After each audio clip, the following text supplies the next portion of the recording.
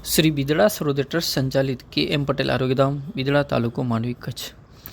આજે તારીખ 2/4/2025 આજે સવારે આપણી પાસે વૃક્ષારોપણનો કાર્યક્રમ યોજવામાં આવ્યો હતો, જે આપણે કોટી વૃક્ષ અભિયાનના પ્રણેતા શ્રી એલ.ડી. શાહની સ્મૃતિમાં, જેમણે ગ્રીનમેન તરીકે ઓળખવામાં આવે છે, જે કચ્છને હરિયાળી બનાવવા માટે વર્ષોથી સતત આપણી પાસે ઘણા બધા લાખો વૃક્ષો વાવ્યા છે, એવા શ્રી એલ.ડી. શાહની સ્મૃતિમાં આજે આપણે વૃક્ષારોપણનું આયોજન કરેલ, જેમાં ખાસ કરીને માંડવી તાલુકાના મામલતદાર શ્રી વિનોદભાઈ ગોકલાણી પધારેલ, સાથે આપણા બાબુભાઈ હુંબલ સાહેબ અને આપણા ચેરમેન શ્રી વિજયભાઈ છેડા, મુંબઈથી આપણા દ્રષ્ટિ શ્રી શરદભાઈ રાંભિયા, શ્રુતિબેન, હાર્દિકભાઈ, સ્નેહલબેન અને લક્ષ્મીચંદભાઈ આરટીઓ જેવા મહાનુભાવો સાથે રહ્યા હતા.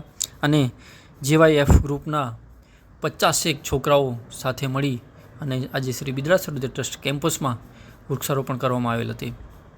આ વૃક્ષારોપણ આપણા શ્રી એલ.ડી. શાહ, જે કોટી વૃક્ષ અભિયાનના પ્રણેતા અને કચ્છ ગ્રીનમેન તરીકે ઓળખાતા, આપણે એમને શ્રદ્ધાંજલિ રૂપે આજે આપણે આ વૃક્ષારોપણ કરેલ.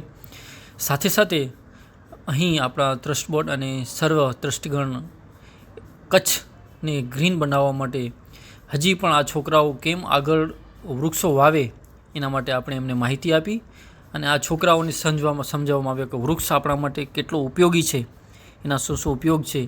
તો આગળ જતાં આ છોકરાઓ જે છે એ ઘણા બધા વૃક્ષો વાવે અને કચ્છને ગ્રીન હરિયાળી બનાવવા માટે ખરેખર મદદ કરે.